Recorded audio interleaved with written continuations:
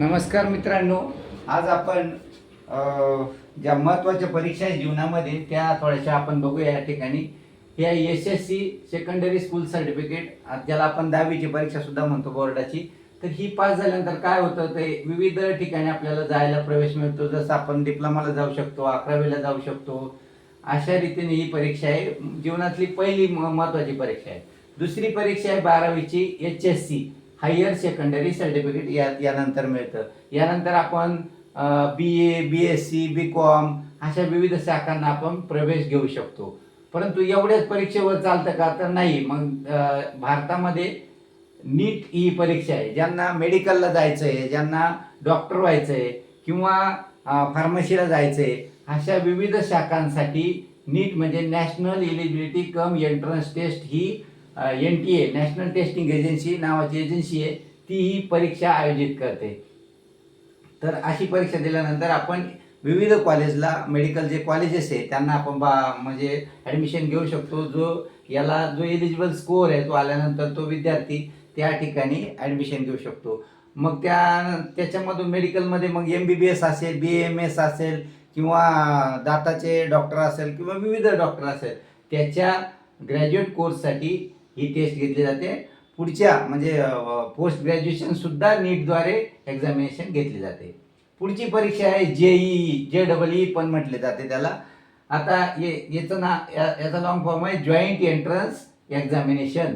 ही खास करून इंजिनिअरिंगसाठी आहे. ज्या मुलांचा ग्रुप आहे PCM म्हणजे फिजिक्स, केमिस्ट्री आणि मॅथेमॅटिक्स, त्यांच्यासाठी ही नॅशनल लेवलवरती घेतली जाणारी एक्झाम आहे. या एक्झामच्या स्कोअरवरती आपल्याला विविध इंजिनिअरिंग कॉलेज, मग देशातले जे विविध इंजिनिअरिंग कॉलेज आहेत त्याच्यासाठी आपल्याला ॲडमिशन मिळू शकते. आता JEE जर पास झालं आणि JEEच्या स्कोअरवरती जर तुम्ही ॲडव्हान्सला पात्र झाले तर JEE ॲडव्हान्ससुद्धा एक एक्झाम आहे, ती घेतली जाते. ज्या ॲडव्हान्स परीक्षेमधून तुम्हाला IIT सारख्या कॉलेजमध्ये मला ॲडमिशन मिळू शकतं. पुढची परीक्षा आहे गेट. आता जे विद्यार्थी इंजिनिअरिंग पूर्ण करतात त्यांच्यासाठी graduate aptitude test in engineering आहे.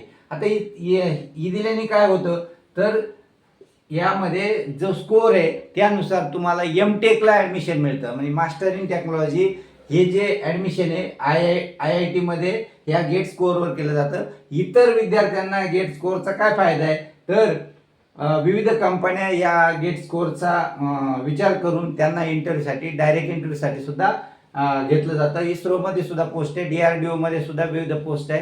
अशा पोस्टसाठी IOCL किंवा बाकी पण कंपन्या आहे ज्या तुम्हाला या गेट स्कोअरचा विचार केला जातो. त्यावेळेला नक्कीच विद्यार्थी जे इंजिनियर झाले ते गेट्स देतात. पुढचे आहे MPSC. आता ही MPSC आहे महाराष्ट्र पब्लिक सर्व्हिस कमिशन म्हणजे महाराष्ट्र लोकसेवा आयोगाची ही परीक्षा आहे. याद्वारे विविध पदं भरले जातात. त्यामध्ये आपल्याला माहीत आहे की विविध विभागामध्ये जे अधिकारी आहे ते याद्वारेच नेमले जातात. मग त्याच्यामध्ये तुम्हाला ग्रुप A असेल, ग्रुप B असेल आणि ग्रुप C, ग्रुप D अशा विविध पदांच्या म्हणजे जे समकक्ष अधिकारी आहे त्यांच्या पदं या महाराष्ट्र पब्लिक सर्व्हिस कमिशन याच्याद्वारे भरले जातात. मग त्यामध्ये तुम्हाला जी अट आहे ती ग्रॅज्युएशन किंवा विविध तुमच्या परीक्षा तुमच्या दिलेल्या पाहिजे, ही अट त्याच्यामध्ये असते. आता पुढची आहे युनियन पब्लिक सर्व्हिस कमिशन की UPSC. ही केंद्रीय लोकसेवा आयोग आहे आणि याच्याद्वारे आपण म्हणतो की याद्वारे सुद्धा विविध पदांच्या भरती केल्या जातात, ज्यामध्ये मेनली IAS आणि IPS आपल्याला माहीत आहे.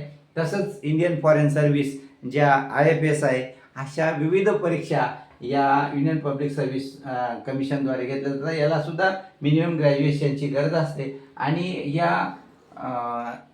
याच्यामध्ये आजच्या दिवशी आपण एवढंच घेतलं आहे. तुम्ही कॉमेंट करून सांगू शकता की तुम्हाला कसा वाटला व्हिडिओ. धन्यवाद. बाबा.